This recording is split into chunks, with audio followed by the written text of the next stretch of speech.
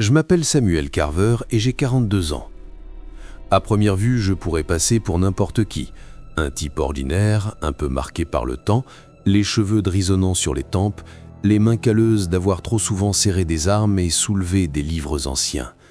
Mais derrière cette apparence banale se cache une vérité que peu de gens pourraient supporter. Car je ne suis pas médecin, même si je connais le corps humain mieux que beaucoup. Je ne suis pas historien, même si j'ai passé ma vie à exhumer les récits les plus sombres de l'humanité. Et je ne suis pas soldat, même si j'ai combattu, survécu et vu tomber plus d'ennemis qu'aucune guerre déclarée. Non, je suis un chasseur de monstres.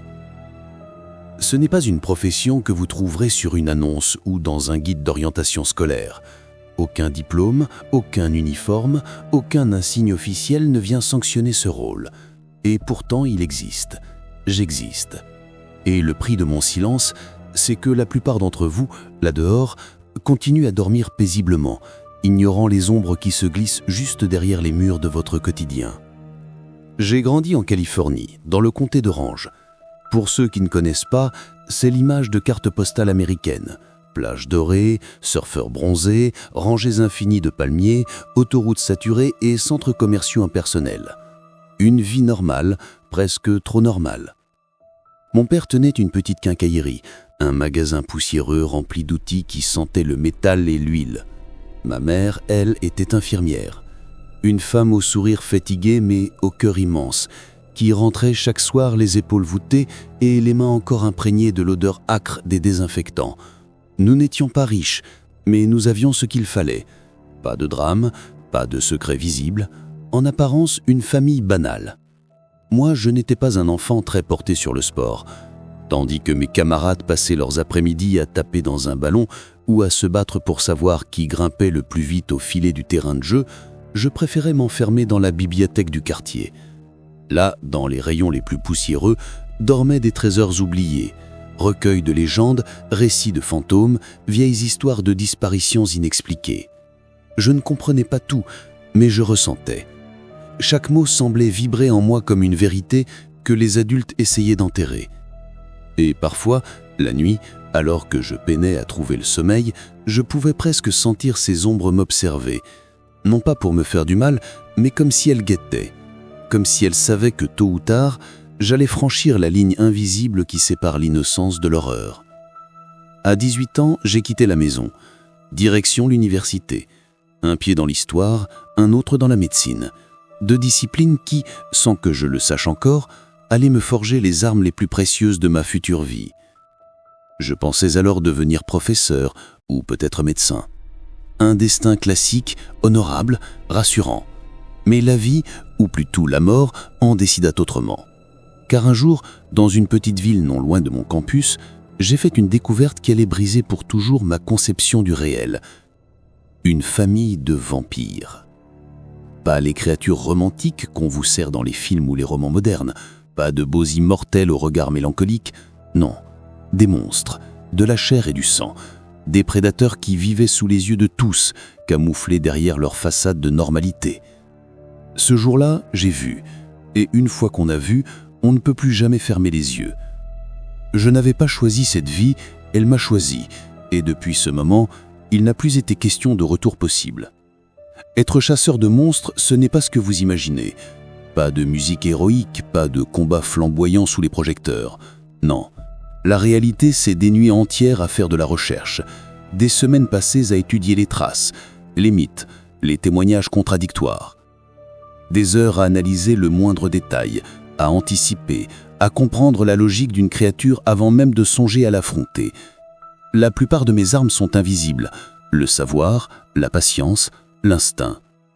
Celui qui fonce tête baissée, armé d'un fusil ou d'une croix, ne vit pas longtemps. Moi, si j'ai survécu 2 décennies dans ce métier, c'est parce que j'ai appris à observer, à retenir, à attendre le bon moment. Mais cette mémoire a un prix. Chaque mission laisse une cicatrice. Chaque visage sauvé ou perdu me hante encore la nuit. C'est pour cela que j'ai commencé ce journal. Un recueil de souvenirs, de règles, de blessures invisibles. Un héritage pour celui ou celle qui prendra le relais quand mes mains seront trop tremblantes pour tenir une arme, quand mes jambes refuseront d'avancer dans l'obscurité. Un jour, ce carnet rejoindra les archives de l'Institut. Peut-être prendra-t-il la poussière, oublié dans une salle trop froide et trop vaste. Peut-être qu'un jeune chasseur, un jour, tombera dessus et y trouvera une vérité qui lui sauvera la vie. Si vous lisez ces mots, sachez une chose. Le danger est bien réel. Les monstres existent. Ils respirent, ils chassent, ils se cachent derrière le voile fragile de votre quotidien. Et moi, je suis celui qui se tient dans l'ombre pour leur barrer la route. Je m'appelle Samuel Carver et j'ai 42 ans. C'était au début de ma carrière, peut-être 5 ans après ma rencontre avec cette première famille de vampires. 5 ans, c'est peu et beaucoup à la fois. J'avais déjà vu l'horreur de près, déjà appris à survivre. Mais j'étais encore un chasseur vert à certains égards, trop téméraire parfois, trop confiant à d'autres moments. Pourtant, ce jour-là, dans les montagnes Appalaches, je compris à quel point l'imprévu fait partie intégrante de ce métier. À l'origine, je ne poursuivais pas la créature que j'allais finalement rencontrer. J'étais en traque d'un esprit issu de la mythologie Cherokee, une entité fuyante dont le nom se perdait dans les syllabes anciennes. Les anciens racontaient qu'elle glissait d'arbre en arbre plus vite qu'aucun animal ne pourrait jamais le faire. Je n'ai jamais su si elle existait vraiment. Peut-être que oui. Peut-être qu'elle s'est simplement moquée de moi. Car ce jour-là, je fus détourné de ma mission par quelque chose d'encore plus terrifiant. Dans ce métier, il est d'usage de toujours passer voir les rangers ou les vigies de feu lorsqu'on traverse un parc national. Pas seulement par politesse, mais parce que ces hommes-là savent. Ils sont la première ligne de défense face à ce que le grand public n'a pas le droit de connaître. La plupart d'entre eux ferment les yeux, ou plutôt, ils prétendent ne rien voir, mais certains savent très bien que dans leur forêt, il y a plus que des ours et des cerfs. Ce jour-là, je suis tombé sur une petite station reculée, une bâtisse en bois, plus semblable à un vieux refuge qu'à un poste officiel. Elle avait un porche qui grinçait sous le vent, une cheminée de pierre noire de suie et 2 drapeaux fatigués flottant devant l'entrée, celui de l'État et celui des services forestiers. Je pensais ne faire qu'un passage rapide, échanger quelques mots, peut-être une poignée de main, et repartir. Mais dès que j'ai franchi la porte, j'ai senti que quelque chose clochait. L'air à l'intérieur était lourd, comme si chacun retenait son souffle depuis des heures. 3 rangers étaient là, debout près du bureau principal. Tous avaient le visage fermé, le regard tendu, comme s'ils attendaient une catastrophe imminente. Mais ce ne sont pas eux qui m'ont frappé en premier. Au centre de la pièce, il y avait un couple assis à même le sol, contre une pile de couvertures pliée. La femme sanglotait. Pas de simples larmes, mais des sanglots convulsifs, presque incontrôlables, qui faisaient trembler tout son corps. Son visage disparaissait entre ses mains et son mari essayait maladroitement de l'envelopper de ses bras, comme pour la maintenir debout alors qu'elle s'effondrait de l'intérieur. Lui, il ne pleurait pas, mais son teint blafard, sa mâchoire crispée et ses yeux injectés de sang parlaient d'eux-mêmes. Il n'était pas loin de briser lui aussi. Un des rangers me reconnut aussitôt, un homme d'une 50aine d'années avec des pattes grises aux tempes et des yeux fatigués. Nous avions déjà croisé nos routes dans une affaire étrange impliquant des lumières mouvantes dans un réseau de grottes. Il s'approcha et me prit à part, loin de l'oreille des parents. « Carver, je ne pensais pas te voir ici. »« Je ne fais qu'un passage, » répondis-je. « Mais qu'est-ce qui se passe ?» Il jeta un coup d'œil vers le couple, puis inspira profondément avant de lâcher la vérité. Leur fils, Jameson, 9 ans. Il a disparu sur le sentier de Rattlesnake Ridge il y a 2 heures. Je restais silencieux. Beaucoup d'enfants se perdent dans les bois. Ça ne justifie pas toujours mon intervention. Mais le ranger ajouta, la voix plus grave, « Le père a vu quelque chose l'emporter. Une créature, haute de 3 mètres, la peau grise, rugueuse comme de l'écorce, les bras massifs, les mains gigantesques. Il jure que ça ressemblait à un troll. » Je me souviens avoir ressenti un frisson glacé dans le dos. Un troll ? Ici, dans les Appalaches ? C'était insensé. Ces créatures appartiennent aux vieilles terres scandinaves, pas aux forêts américaines. « Tu es sûr qu'il ne s'est pas trompé ?» demandai-je. Le ranger hocha de la tête. Il était à 30 mètres. Il a vu la chose saisir l'enfant comme si de rien n'était et disparaître entre les arbres. Il a même tiré, mais il n'a pas pu le suivre. Trop vite, trop fort. Je sentis ma gorge se nouer. Ce n'était pas une illusion. Les empreintes parlaient pour elles-mêmes. Arbres déracinés, souches arrachées, traces gigantesques au sol. Rien d'humain. Je regardais le couple une dernière fois. La mère tremblait toujours. Le père avait le regard vide et à côté d'eux gisait un petit sac à dos bleu décoré d'un patch Spider-Man élimé. C'était suffisant. Je me tournai vers le ranger et dis simplement « Montre-moi le chemin ». Nous quittâmes la station en silence. Le sentier s'enfonçait dans la forêt comme une cicatrice sombre, les feuilles mortes craquant sous nos bottes. Le soleil se couchait déjà, avalé par les montagnes, et je savais que dans ces bois, la nuit tombe plus vite qu'ailleurs. Le ranger m'expliqua que la famille campait à mi-parcours d'une boucle de 4 miles. Leur campement était encore en place, une tente bleue, un réchaud dont mijotait un repas interrompu, une chaise pliante ouverte comme si quelqu'un allait revenir s'asseoir. Près de la lisière des arbres, je vis les empreintes, enfoncées dans la terre, profondes comme des fosses, plus larges que mes propres bottes. Et là, accroché à une branche basse, un lambeau de tissu rouge. Je le détachai et l'examinai, un morceau de veste d'enfant. Jameson, je dis. Il est parti vers le nord. Le ranger me proposa du renfort, mais je secouai la tête. Si c'est vraiment un troll, vous ne feriez que me ralentir. Pas d'offense. Il l'a tué, commis, répondit-il sobrement. Je lui tapai l'épaule, puis m'enfonçai seul dans les ténèbres. La traque dura plus d'1 heure. La forêt vibrait d'un silence anormal, interrompu seulement par mes pas et parfois par un oiseau s'interrompant brutalement en plein champ. Les indices étaient maigres, berbes coussées, branches brisées, une trace de sang sur une pierre. Mais c'était suffisant, j'étais proche. Puis je l'ai entendu. Un bourdonnement, grave, lancinant. Pas un grondement, pas une respiration, un fredonnement. Les trolls aiment fredonner, pas pour se divertir, pour attendre, pour penser à la nourriture. Je progressais lentement jusqu'à apercevoir une clairière. Là, dissimulé par des racines et de la mousse, s'ouvrait un pit creusé à même la terre. 10 pieds de large, 6 pieds de fond. Au fond, recroquevillé, se trouvait Jameson, les mains attachées par des lianes, le visage couvert de boue et de larmes. Il respirait, vivant, mais terrorisé. À quelques mètres de lui, la créature. Un monstre de chair et de pierre, 13 pieds de haut, la peau craquelée comme du béton, les bras longs jusqu'au sol, une bouche pleine de dents difformes. Et dans ses mains, il aiguisait ses grognes contre un rocher, produisant un crissement insupportable. Je n'avais presque rien. Un couteau de poche, une fusée éclairante, un niflt imprégné de vieille aconique que j'avais pris sans réfléchir avant de partir. Pas d'armes lourdes, pas de pièges complexes, juste l'instinct. Je craquai la fusée et la lançai dans un buisson. Explosion de lumière rouge, crépitement violent. Le troll rugit, se protégeant les yeux, désorienté. Je bondis dans le pit. « Jameson, regarde-moi » soufflai-je. Il leva la tête, hébété. Je tranchai les lianes, le hissai sur mon épaule et escladai la parente. Le petit s'accrocha à moi de toutes ses forces, comme s'il craignait de disparaître à nouveau. Le troll aveuglé vacillait en grondant. Je déployai le nez et le lançai. L'aconite s'enflamma contre sa peau, brûlant, ralentissant ses gestes. Le monstre hurla, frappant autour de lui sans parvenir à se libérer. Je ne restais pas pour admirer le spectacle.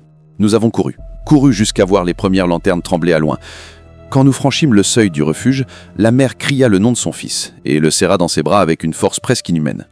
Le père les enveloppa tous les deux, tremblants. Je leur rendis l'enfant sans un mot. Jameson ne parla pas cette nuit-là. Il se contenta de s'accrocher à eux, les yeux grands ouverts, refusant de fermer les paupières. Je fis mon rapport à l'institut le lendemain. Ils me sanctionnèrent. Intervention non autorisée, absence de renfort, non-respect du protocole. Une tape sur les doigts. Mais je m'en foutais. Ce qui importait, c'est que le garçon vivait. Pourtant, une pensée m'obsédait. Que faisait un troll dans les Appalaches ? Cette terre n'est pas la sienne. Si ces créatures commencent à migrer, alors quelque chose de bien plus grand se prépare. Si cette histoire vous a glacé le sang, sachez qu'elle n'est qu'une de nombreuses rencontres de Samuel Carver. Les ténèbres sont vastes et elles ne dorment jamais. Pour ne rien manquer des prochains récits, abonnez-vous dès maintenant à la chaîne Nuit d'Horreur, car le pire reste à venir. Cette année avait passé depuis l'affaire du troll des Appalaches. Cette année de chasse, de missions accomplies, de cicatrices accumulées. Ce métier ne laisse pas de répit, mais parfois le destin vous offre une trêve fragile. J'étais à la Nouvelle-Orléans, invité pour le mariage d'un vieil ami d'université. Une escapade rare, loin des monstres et des traques nocturnes. Je voulais juste manger des plats épicés, écouter du jazz enivrant et boire un verre sans craindre que l'ombre derrière moi nous saute à la gorge. La Nouvelle-Orléans a toujours eu quelque chose d'unique. C'est une ville qui respire, qui chante. Les rues s'animent au son des trompettes et des saxophones, les balcons croulent sous les lanternes, les gens rient et dansent juste tard dans la nuit. Mais sous cette façade vibrante, moi, je perçois autre chose. Un souffle plus ancien, une magie qui circule comme un fleuve invisible, tapi dans les ruelles, accroché aux grilles des cimetières, endormi sous les pavés humides. La Nouvelle-Orléans n'abrite pas seulement la fête, elle abrite le surnaturel. Et ce soir-là, il décida de me rattraper.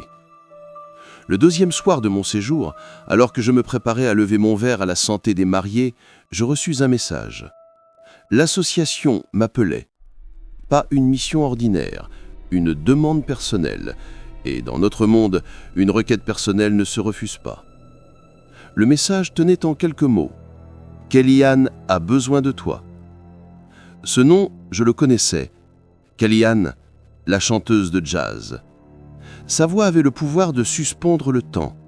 Je l'avais entendue autrefois dans un petit club, niché au cœur du French Quarter. Un endroit feutré, avec des rideaux de velours, une scène étroite et des lumières tamisées qui semblaient épouser chaque note. Quand Kellyanne chantait, plus rien n'existait. Elle avait ce don rare de faire taire un public entier d'un seul souffle. Alors, si elle demandait mon aide, je savais que ce n'était pas pour une simple extinction de voix. Je me rendis au club après sa fermeture. L'entrée latérale s'ouvrit discrètement et je fus conduit à l'intérieur. La salle vide semblait étrangement lourde, privée de son énergie habituelle. Kellyanne m'attendait au bar. Elle portait un foulard serré autour de son nou, ses épaules voûtées, un verre de bourbon entre les doigts. Elle semblait éteinte, pas seulement fatiguée, comme si quelque chose l'avait vidée de l'intérieur. « Vous êtes Carver ?» demanda-t-elle d'une voix faible. « C'est exact. On m'a dit que vous aviez besoin de moi. » Elle esquissa un sourire fragile qui s'effaça presque aussitôt. Lentement, elle desserra le foulard. Sa gorge paraissait intacte, mais quand elle parla de nouveau, ce ne fut qu'un souffle rauque, à peine audible. Je perds ma voix. Et ce n'est pas une maladie. Quelque chose me l'arrache. Je me redressai, attentif. Expliquez-moi depuis le début. Alors, elle me raconta. 2 semaines plus tôt, après un concert, un homme était venu l'aborder. Grand, élégant, vêtu d'un costume sombre sans cravate. Il s'était présenté comme un passionné de musique, affirmant pouvoir l'aider à briller d'au-delà de ce petit club. Elle avait entendu 1000 fois ce genre de promesses. Mais lui avait quelque chose de différent. Une aura rassurante, des mots fluides, doux comme du velours.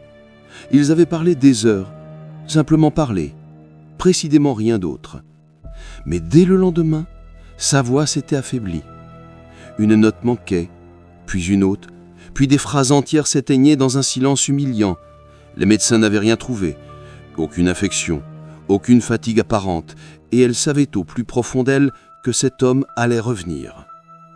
Ses yeux me fixèrent avec une détresse que je connaissais bien, celle des victimes qui pressentent le piège se refermer. Je n'ai pas besoin d'entendre davantage. Il s'agissait d'un sirène. On les imagine dans l'océan, assises sur des rochers, chantant pour attirer les marins, mais les sirènes ont évolué. Elles se sont adaptées. Aujourd'hui, elles ne séduisent plus avec des chants marins, elles volent ce que vous avez de plus précieux, votre essence. Et dans le cas de Kellyanne, c'était sa voix. Je lui donnai des instructions simples, rester enfermée dans le club, ne parler à personne qu'elle ne connaisse pas, et surtout, attendre mon retour. Je partis récupérer mon matériel, bien maigre car ce voyage n'était pas une mission, mais j'avais toujours quelques reliques avec moi. Une petite fiole d'eau salée prélevée dans un lieu dont je tairai le nom, et un vieux miroir à cadre d'argent capable de refléter les sirènes sous leur vraie forme. C'était suffisant. Je revins avant d'aube. La salle vide et silencieuse. Kellyanne m'attendait sur scène, essayant de chanter malgré son souffle brisé. Puis il entra, sans frapper, sans demander, comme s'il possédait déjà les lieux. Dès qu'il franchit la porte, l'air se glaça. Kellyanne blêit. Moi, je me plaçai entre les deux. « Bonsoir », dis-je calmement. Il me détailla, sourire en coin. « Vous n'êtes pas son manager. Non, je suis son problème. » Il sourit encore, mais ses yeux, eux, restaient froids, comme vides. « Je ne prends que ce qui est offert de plein gré. Elle ne savait pas ce que vous étiez. Peu importe, un pacte reste un pacte. » Alors, je renversai la fiole d'eau salée à ses pieds. Sa peau se mit à grissiller, libérant une vapeur âcre. Il recula en sifflant. C'était le moment. Je brandis le miroir d'argent et entamai le chant ancien qu'on m'avait transmis. Les mots coulaient comme un vent ancien, rugueux et puissant. L'illusion se brisa. L'homme s'effondra, laissant place à la créature. Un corps allongé, filiforme, des membres démesurés, des doigts noueux semblables à des os d'anguille et des yeux noirs sans fond. Son visage n'était qu'une mascarre famélique, dépourvue de toute humanité. Il bondit vers moi. Trop lent. Je plaquai le miroir contre sa poitrine. Un hurlement strident résonna, comme le fracas de vagues mêlé à l'odeur infecte du sel et des fleurs pourries. Et puis, plus rien. Le sirène disparut. 2 jours plus tard, je rédigeai mon rapport. L'association enregistra le cas comme neutralisé. Mais la vérité ne tenait pas dans des dossiers. Elle se tenait dans ce que je vis 1 semaine après, lorsque je revins discrètement dans le club. Kellyanne était retournée sur scène. Et sa voix, mon Dieu, sa voix, claire et puissante, douce et tranchante, comme si la musique elle-même respirait à travers elle. La salle entière s'était figée pour l'écouter. À la fin du concert, elle me trouva au bar. Pas un mot d'abord, juste un regard. Puis elle me prit dans ses bras, longuement, sincèrement, et d'une voix redevenue cristalline, elle souffla simplement. « Merci, Sam. » Je partis dans la nuit, le cœur lourd, mais étrangement apaisé. Certaines batailles se gagnent par la force, d'autres par la préservation de ce qui rend l'âme humaine irremplaçable. Après l'affaire de Kellyanne et du Ciran, j'ai cru avoir un peu de répit. Mais le destin, encore une fois, avait d'autres plans. Cette fois, je fus appelé plus au sud, dans un pays de plaines brûlées par le soleil, de champs interminables et de routes poussiéreuses qui s'étendaient à perte de vue. Là-bas, les gens vivent au rythme de la terre. Ils se lèvent avec l'aube, travaillent sans relâche et se couchent seulement une fois le dernier outil rangé. Pas de luxe, pas de fioritures, seulement la survie et la dignité silencieuse de ceux qui savent que chaque récolte est une bataille gagnée contre le temps. C'est dans cet univers austère que je rencontrai Darwin. Darwin était un homme taillé comme le bois de ses clôtures, sec, noueux, marqué par les années de soleil et de labeur. Ses cheveux, autrefois noirs, avaient pris la couleur de la poussière. Ses yeux, en revanche, gardaient une lueur sombre et inflexible. Je le retrouvai près de son étable, accoudé à une barrière, mâchant un cure-dent comme pour occuper une mâchoire qui ne se détente jamais. Derrière lui, ses champs s'étendaient à perte de vue. Mais quelque chose, même de loin, paraissait anormal. « Vous êtes Carver ?» me demanda-t-il sans détour. « C'est moi. »« Alors je vous remercie d'être venu. » Il n'était pas du genre à s'épancher, sa voix était rauque, son ton mesuré, mais je sentis dans son attitude que demander de l'aide lui avait coûté. « Vous avez contacté l'association ?» Il secoua la tête. « Pas vraiment. J'ai écrit une lettre, par la poste. Ça marche encore, non ?» Je levai un sourcil. « Une lettre ?» Mon grand-père disait qu'il existait des gens comme vous, ceux qui s'occupent des problèmes que personne d'autre ne peut résoudre. Alors j'ai tenté ma chance. Il détourna le regard vers ses terres. Ses mâchoires se crispèrent davantage. Quelque chose ne va pas avec la terre. Nous marchâmes ensemble jusqu'au centre de son exploitation. Plus nous avancions, plus les signes se multipliaient. Les rangées de maïs, au lieu d'être droites et vigoureuses, s'étaient tordues comme si elles fuyaient un point central. Certaines zones semblaient brûler de l'intérieur, pas noircies mais blanchies, vidées de toute vie, comme si le sol avait été vidé de sa substance. Au centre du champ, Darwin s'arrêta. Devant nous, une clairière circulaire de 20 pieds de diamètre.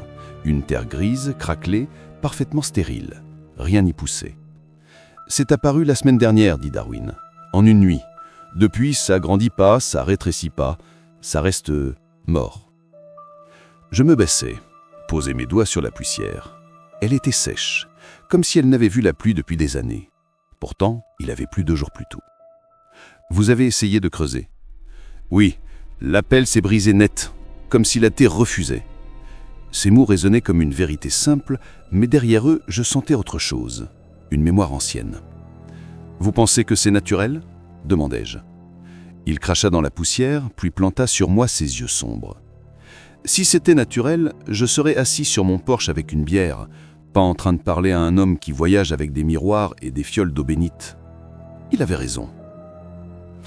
Je décidai de rester sur place pour observer. Darwin m'offrait une chambre d'amis, mais je préférais le porche, face au champ. Je voulais entendre, sentir, observer. Et je n'eus pas à attendre longtemps. Peu après minuit, le ciel se noircit sous une nuée de corbeaux. Mais ce n'étaient pas de simples oiseaux. Ils ne se posèrent pas. Ils tournoyaient autour du cercle de terre morte, hurlant d'un cri strident, presque métallique.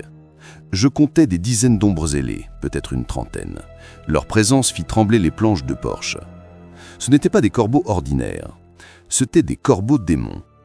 Pas des créatures de la Bible, pas des bêtes que l'on trouve dans les manuels, mais des esprits tordus, nés de la douleur, de la trahison, du sang versé sur une terre jamais purifiée. Ils se nourrissent de la souffrance, s'accrochent à un lieu marqué par l'injustice et refusent de partir tant que les plaies demeurent ouvertes. Leurs cris étaient insoutenables, comme si chaque note arrachait un morceau d'âme en paysage. Quand l'aube arriva, ils disparurent d'un coup, comme aspirés dans le ciel. Mais les dégâts restèrent. Toitures arrachées, outils tordus, sillons de terre lacérés. Darwin, stoïque, se contenta de cracher à nouveau sur le sol. Je le savais. Les oiseaux sont mauvais depuis le gel. Je le questionnai alors sur l'histoire de ces terres. Au début, il détourna le regard. Mais finalement, il parla. Ce champ, avant d'être une ferme, c'était une plantation. Mon grand-père m'avait montré des registres, des noms, des comptes. Je les ai brûlés. Je ne voulais pas que ça reste dans la maison. Je hochai lentement la tête. Tout devenait clair. La terre n'avait jamais été purifiée. Les douleurs anciennes, les chaînes rouillées, les cris étouffés de siècles passés, tout cela s'était enfoncé dans le sol. Et maintenant, ça revenait. La terre se souvenait. Je restai 3 jours, 3 nuits blanches, à arpenter les champs, à marquer les zones sensibles, à déterrer des morceaux d'os, de chaînes rouillées, de poteries brisées. Chaque fragment était une relique du passé, une cicatrice que je devais affronter. Le 3e soir, je montais un cercle au centre de la clairière morte. J'y plaçais du feu, du bois de cèdre, des herbes sacrées et les vestiges que j'avais déterrés. Puis, je commençai à réciter. Les mots venaient d'une langue ancienne, apprise auprès d'un guérisseur de Géorgie. Des syllabes dures, rauques, qui semblaient résonner avec le vent et le sol. La première nuit, rien ne se produisit. La seconde, les corbeaux vinrent plus près, leurs cris plus stridents, leurs ailes fouettant l'air à quelques centimètres du cercle. Mais ils ne franchirent pas la barrière de feu. La 3e nuit, ils attaquèrent. Une nuée noire, un torrent de plumes et de becs, se jeta sur nous. Darwin, depuis le porche, serrait son fusil, inutile face à ce genre d'ennemi. Le ciel s'obscurcit entièrement. Alors le feu s'éleva. Les artefacts brûlèrent d'une lumière blanche aveuglante. Les cris de corbeaux changèrent. Ce n'étaient plus des cris d'oiseaux, mais de hurlements inhumains, distordus. Puis, soudain, le silence. Un silence épais, presque sacré. La terre expira. Au lever du jour, le cercle gris avait disparu. Et déjà, de jeunes pousses vertes perçaient la surface. Darwin marcha lentement vers moi, fixant ce miracle silencieux. « C'est fini ?» Je répondis. « C'est fini. » Ses épaules s'affaissèrent. Il me remercia d'une voix rauque, sans plus de cérémonie. Son visage s'adoucit légèrement, comme si un poids invisible venait enfin de s'envoler. Je rédigeai mon rapport, comme toujours. Mais cette fois, j'ajoutai une note personnelle. Ces corbeaux n'étaient pas comme ceux que j'avais déjà affrontés. Ils étaient plus nombreux, plus coordonnés, presque conscients de ma présence avant même que je commence le rituel. Quelque chose changeait. Les créatures devenaient plus intelligentes, plus agressives.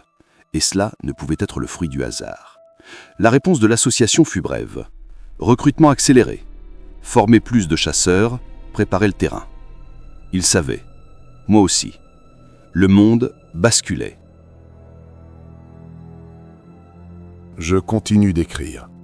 Tant que mes mains peuvent encore tenir un stylo, tant que mes yeux peuvent suivre les lignes, je ne cesserai pas de remplir ces pages. Chaque mot est une trace, chaque histoire un avertissement. Car les monstres ne disparaissent pas. Ils changent, ils se déplacent, mais ils sont toujours là, tapis dans des interstices de notre monde. Je ne suis plus l'homme de mes 20 ans. Les temps blanchis, les articulations douloureuses, les nuits plus courtes, chaque mission laisse une marque que ni le temps ni les médicaments ne peuvent effacer. Aujourd'hui, un simple footing me laisse briser, là où jadis je pouvais courir des heures. La jeunesse m'a quitté, mais le danger, lui, ne m'a jamais laissé en paix. Et parfois, dans ces rares moments de silence, je rêve. Je rêve d'une vie ordinaire, d'un petit restaurant au bord d'une rue tranquille. Un endroit où je pourrais servir des parts de pizza brûlantes, offrir un sourire aux passants, entendre le carillon d'une porte plutôt que le cri d'une créature. Un lieu simple, humain. Peut-être que je l'appellerais Carver's. Ou peut-être pas. Qu'importe. Ce n'est qu'un rêve. Car au fond, je sais la vérité. Je ne suis pas encore au bout de ma route. Il reste des ombres à combattre, des innocents à protéger, et si je m'arrêtais maintenant, je trahirais tous ceux que j'ai sauvés, et surtout ceux que je n'ai pas pu sauver. Un jour viendra où je déposerai mes armes. Mais ce ne sera pas avant d'avoir transmis tout ce que je sais. Mes succès, mes échecs, mes cicatrices. Ce journal n'est pas seulement une confession, c'est un guide, une torche. À celui qui lira ces mots après moi, sache que tu n'es pas seul. Les ténèbres sont anciennes, elles semblent infinies, mais il y a toujours eu quelqu'un pour se dresser face à elles, toujours. Peut-être que ce sera toi, peut-être que ce sera un autre, mais il y aura toujours quelqu'un. Parce que si le mal ne dort jamais, alors nous non plus. À vous qui m'écoutez, souvenez-vous de ceci. Les monstres ne sont pas des contes pour enfants. Ils existent. Certains rôdent encore dans vos villes, dans vos forêts, dans vos rêves. Mais tant qu'un seul chasseur reste debout, tant qu'une seule flamme éclaire l'obscurité, il y a une chance. Et si vous voulez continuer ce voyage dans les ténèbres, si vous voulez entendre les récits que le monde préfère oublier, abonnez-vous à Nuit d'horreur. Ici, chaque histoire est un rappel que l'ombre veille toujours et que parfois, il faut un témoin pour la dévoyer.